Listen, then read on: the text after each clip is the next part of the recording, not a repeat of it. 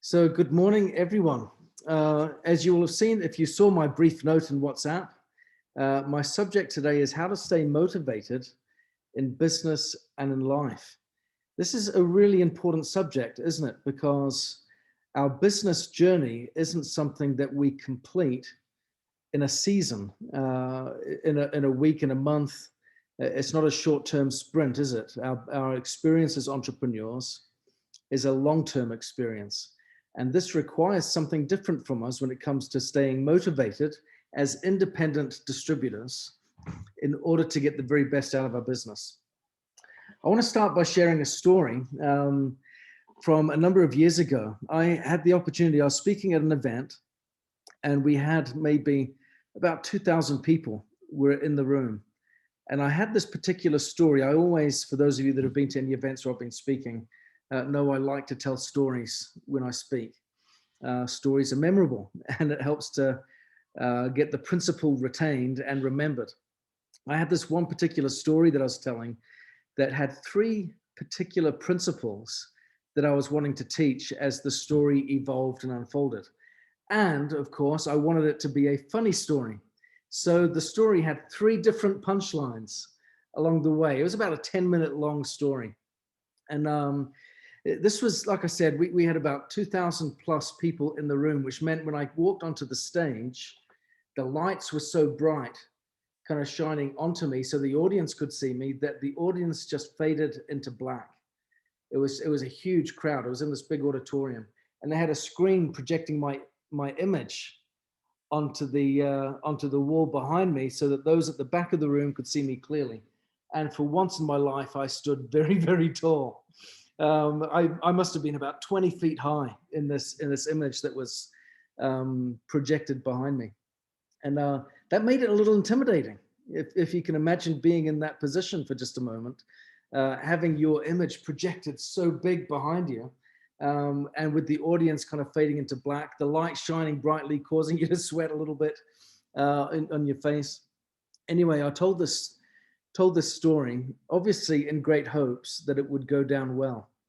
Well, it turned out far better than what I could have imagined. And I got to the first punchline, and the audience roared with laughter. It was an absolute thrill of an experience. I thought, oh, this is great. And it just filled me with confidence. So I started to really ham it up a little bit, got to the next punchline, and they just were in hysterics. And the volume of the laughter coming back was just incredible. It just, made the hair on your arms stand up and the back of your neck. And it was just electrifying. Got to the third one, again, the story just went down a treat, and the audience was in hysterics. I felt like I was at the top of my game, absolutely loving life. It was fantastic. Well, a few weeks later, I had another event. This time it was in Ireland. And the audience this time round was a little bit smaller. It was maybe around 1,000 people in this audience. And I thought, it's a different group, but it's the same message. I'll tell the same story again. And of course, they're going to love it. It's going to go down a treat. So I was really excited to tell this story. As I was nearing the punchline for the first part of the joke, the first part of the story, I got this terrible dread. I could tell from the response of the audience, they weren't realizing this was supposed to be a funny story. And I knew that they weren't going to laugh. I got to the punchline, and there was no laughter. They didn't find it funny. And I thought, oh my gosh, what do I do now? I suddenly had this terrible scenario on my hands where I had to turn this 10-minute long story with a couple of punchlines into a serious story so that I wouldn't just fall flat on my face in front of this big audience. Whilst at the same time going, I need to think of something funny later on to say to make up for the fact that nothing is making them laugh right now. So I really had to think on my feet to deliver the story with a different way so that they would take it as a serious point and then think of a funny story to say at the same time. I've never sweated so much in all my life as I have done in that moment, as I desperately tried to salvage what was a dreadfully awkward moment. And I resonated for just that moment in time with that statistic that for the vast majority of people, one of the things that they fear more than death is public speaking. And I understood in that moment why that could be the case. It was a frightful, frightful experience. Anyway, I share this story for a reason. It segues into another story. In 1955, Disneyland had just opened up in Anaheim, California. A 10-year-old boy walked in and asked for a job. Now, labor laws were loose back then, so the boy was able to land a position selling guidebooks for just 50 cents a piece. Bear with me one second. Oliver, turn that down, please. I'm on a call. So within a year, he transitioned to Disney's magic shop, where he was able to learn a few tricks from some of the older employees. He experimented with these jokes and tried out some of the magic tricks on some of the visitors. And soon he discovered that he had a great love, not for performing magic, but for performing in general. So as a young lad, he set his sights on becoming a comedian. Now, beginning in his teenage years, he started performing in little clubs around Los Angeles. The crowds were small, his act was short, and he was rarely on stage for more than just a couple of minutes. And in fact, in many instances, people were just too busy having drinks with their friends to pay any particular attention to him at all. In fact, on one occasion, he actually performed his entire stand-up routine to an empty club. Good on that little boy. And I'm sure we've heard plenty of stories of network marketers as they're building their businesses, delivering their presentations to empty rooms because no one showed up for their in-home, but they've practiced anyway. Well, it wasn't glamorous work by any stretch, but there was no doubt that he was getting better. And his first routines, they only lasted just a couple of minutes, but by high school, he'd expanded his routine to last 5 minutes. And then a few years later on, he developed it into a 10-minute show. Now, by the time he was 19, he was performing weekly for 20 minutes at a time. This seems like, my goodness, what a long, protracted journey to get to where he wanted to be. But like I said, he was getting there, and he continued to refine his show and get his skills to progress and improve. Now, he continued to do better over the next decade. He spent time experimenting, adjusting, practicing. He took a job as a television writer and was gradually able to land his own appearances on talk shows. Now, this is where it starts to get exciting. By the mid-1970s, he'd worked his way to becoming a regular guest on The Tonight Show and Saturday Night Live, which means, yes, you're going to recognize the name of this young man as I get there. Finally, after nearly 15 years of work, this is where this principle of motivation is going to kick in just a minute, guys. After 15 years of work, this young man rose to fame.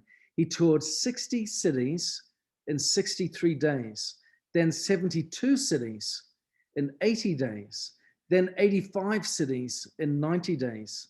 On one occasion, he had 18,695 people attend one show in Ohio. Another 45,000 tickets were sold for his 3-day show in New York. He became one of the most successful comedians of his time. And what was his name? Steve Martin. What a great start. Steve Martin. We all know and love this guy as one of the greatest comedians, don't we, of his generation. But he started out as a 10-year-old who walked up to Disneyland and asked for a job. And it took all of those years of practice and failure and adjusting and refining until he got to the very best of his game and rose to that incredible status of being the best in the business. Now, his story, I think, offers some interesting perspective on what it takes to stick with habits for the long run. Again, you know, comedy is not for the timid, just much like that speaking assignment that I had where I failed catastrophically in Ireland. It's hard to imagine, isn't it? A situation that would strike fear into the hearts of more people than performing on stage, cracking a joke and failing to get a single laugh. I know what that feels like. It is not fun whatsoever. But in his own words, this is what he said. He spent 10 years learning, 4 years refining, and 4 years as a wild success.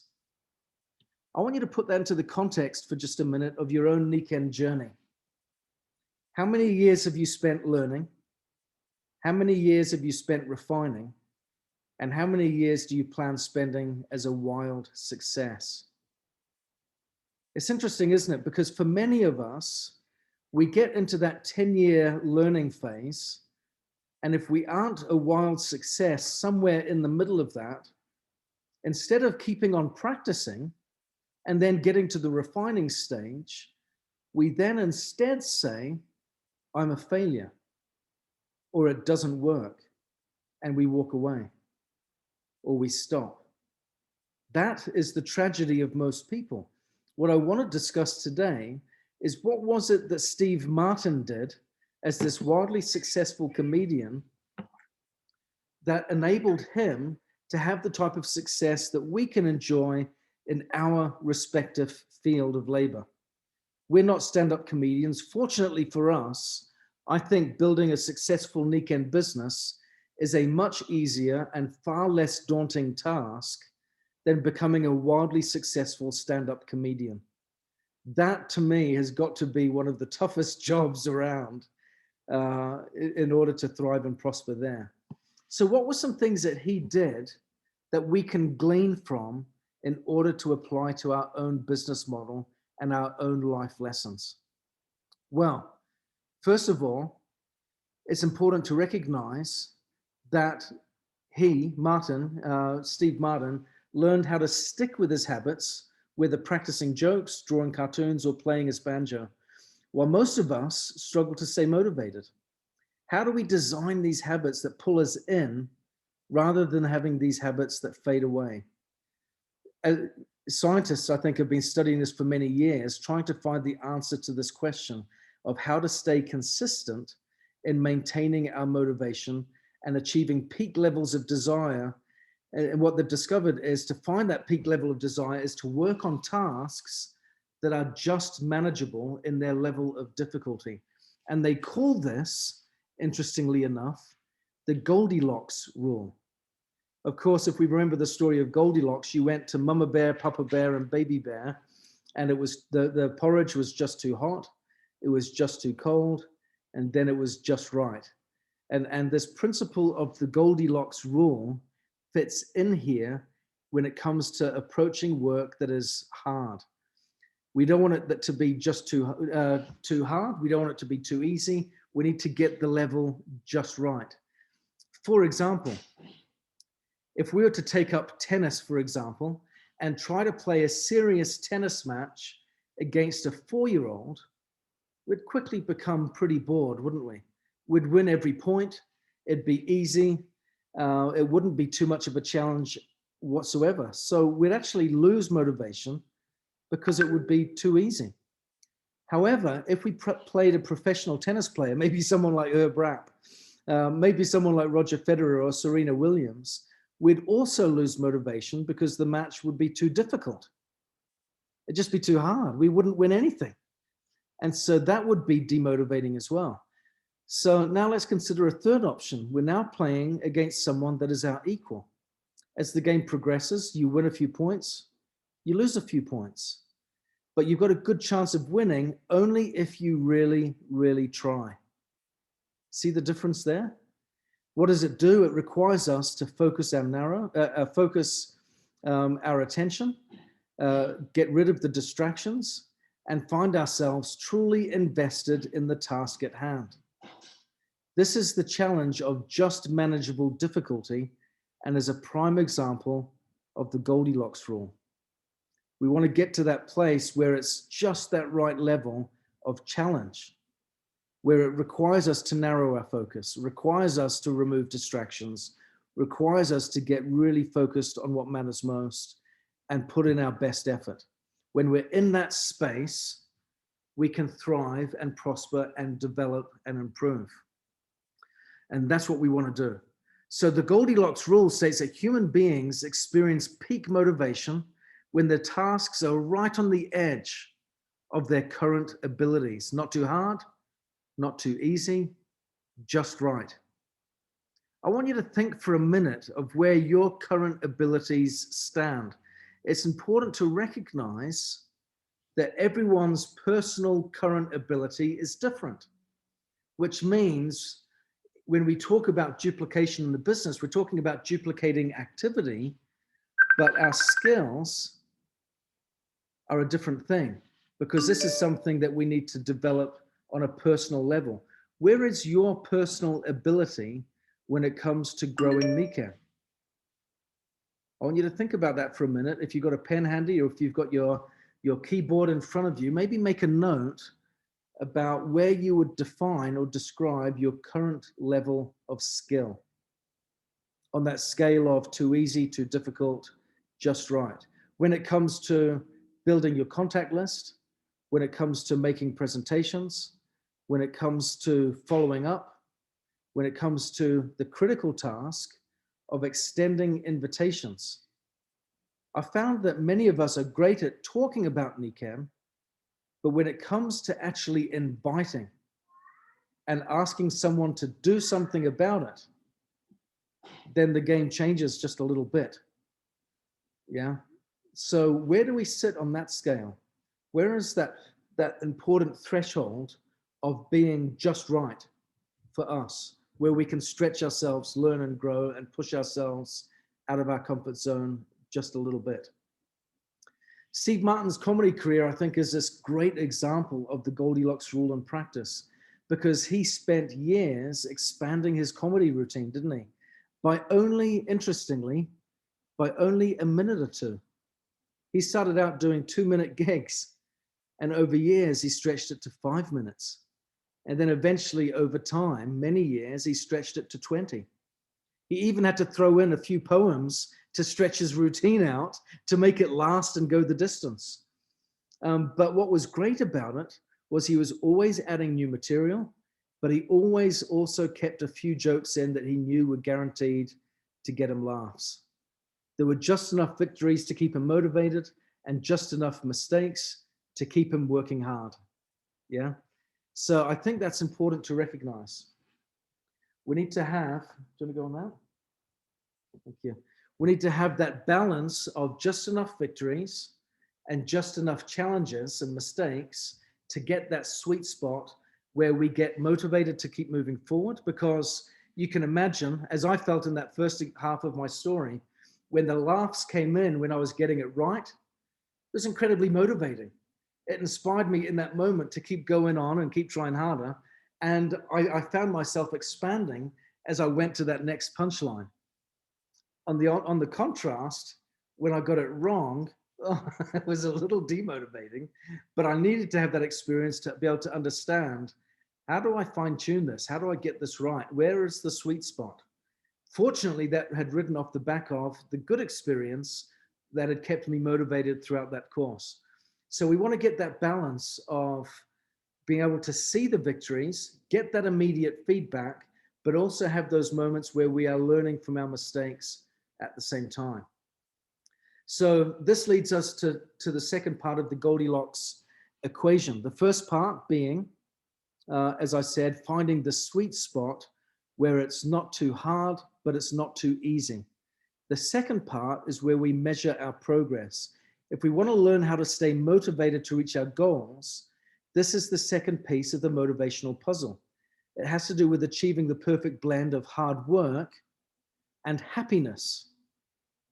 If we're always working hard, but we're not happy, we're going to struggle to stay motivated. If we're always happy, but we're not working hard, we're not going to get the results that will keep us motivated either. We're not going to get that meaningful feedback. So we need the both. So we want to work on challenges of an optimal level of difficulty, whilst at the same time being found that we find ourselves, of course, being motivating, but also being a major source of happiness to us. We want it to be rewarding and fulfilling. A psychologist by the name of Gilbert Brehm once put it this way. He said, one of the important sources of human happiness is working on tasks at a suitable level of difficulty that's neither too hard or too easy. He said exactly the same thing as this Goldilocks principle. This blend of happiness and peak performance has been identified as getting into that state of flow, or what athletes and top performers refer to as being in the zone. We've all heard that phrase, haven't we? When we get in the zone. When we're in the zone, what that means is, or in that state of flow, we experience a mental state where we are so focused on the task at hand that the rest of the world fades away.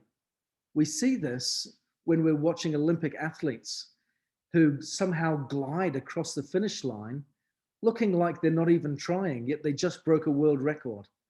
Yeah, I find that fascinating. Who was it? Just all of these top guys that just run across the finish line in that state of just being in the flow, or wonderful pianists, concert pianists, who just seem to move their fingers across the keyboard. Yeah, and it looks like they're not even thinking about it, but they're just in that state of flow because they've learned to get into that zone where everything else goes out the window and they're just completely focused on the task at hand. In order to reach that, in order to get to that state of peak performance, which we all want to get to, right? Because I know when I've been in that state of flow, when I'm in the zone with Nikem, that is also when I enjoy it the most. Wouldn't you say, when you're in the zone with Nikem and those distractions are removed and nothing else is really catching your attention because you're just in that peak flow? That's also the most rewarding time of your business. We want to get to that place and stay there for as long as possible. So in order to do that, we need to work on challenges at the right degree of difficulty, but also measure our immediate progress. We need to get immediate feedback on how we're doing on each step. For Steve Martin, telling a joke to an audience, he would immediately know if it worked based on the laughter in the crowd. You can imagine how addictive that would be when you get those great applauses coming back when you're cracking the joke. For us, we can get that feedback too, of course, when a customer says yes, when we sell a new product, when we sign someone else up. We can get that immediate feedback with those activities. If we are not doing those activities, we're not going to get that feedback. If we're not talking to people about the business, if we're not following up, if we're not extending invitations, if we're not doing the right business behavior, we won't get the right business feedback to help us get into the state of flow. And it won't help us to feed out our confidence and our sense of happiness either. So it's really important that we get focused on those right business building activities to get that feedback that we need to help us stay in that state of flow. So in other areas of our life, I think measurement can look different, but it's just as critical for achieving that blend of motivation and happiness. In tennis, you get the immediate feedback, of course, if you win or lose the point. Regardless of how it's measured, the human brain needs some way to visualize our progress if we are to maintain our motivation. We need to be able to see our wins. So it's important for us, I believe, to be able to write out and map out what are some of the visible wins that I can measure. I mentioned some obvious ones. For example, someone signs up as a customer, places an order, maybe renews their auto ship or updates it. Someone says yes to coming to see a plan or a presentation or what have you. But there are other wins that are more subtle, more nuanced, but equally as important for us to recognize to help us keep motivated. Yeah. I want us to take time to write them down as well, to identify them, because if we can't see some of the smaller wins along the way, then we will get demotivated versus motivated. So what are some of the little wins that we can count? Maybe it's something like, I'm going to make a commitment today to reach out to and speak to 10 people. If you just journal that, spend 1 minute of your day journaling what you're going to do at the beginning of the day, and then 1 minute at the end of the day, documenting the fact that you did it. That can be a small win. I'm going to speak to 10 people. How long does it take me to write that down? 30 seconds of that. Then make a commitment and do it. Make those 10 calls, speak to those 10 people, and check it off your list and acknowledge that as a victory, as a win. We don't need to measure our success in that instance as 10 people said yes to a presentation or to the next contact. It needs to be measured in the context of I'm in control of my behavior and I'm measuring that result. I can't measure my success on other people's decisions because I'm not in control of that. But I can measure my behavior and my results based on what I'm doing. And I think that's really important because, again, using the Steve Martin comparison, he spent 10 years learning. I wonder how many times a day, metaphorically speaking, would he have spoken to 10 people? Or how many times in a week or in a month or in a year he would have metaphorically spoken to 10 people a day to get that craft from 2 minutes to 5, and then from 5 to 10, and that show from 10 to 20. Yeah, he started out discovering his love of performing at the age of 10 years old, but he was 19 before he got to a decent length of show. As he went around town and looking at all these different places he could perform, 9 years of really crafting there and practicing.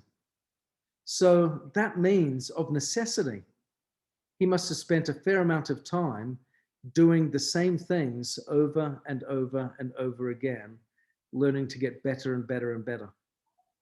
So, like I said, 2 things for this principle of motivation to sustain itself in our lives. If we want to break down the mystery of how to stay motivated for the long term, we could say 2 things. Stick to the Goldilocks rule and work on tasks that have just the right level of manageable difficulty. Not too hard. You're not competing against Federer or Serena Williams, but you're not competing against a 4-year-old either.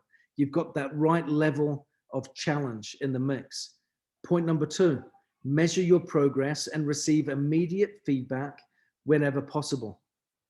Now, that feedback can come in the form of self-directed feedback, because we write down what we're going to do and then we evaluate it at the end of the day.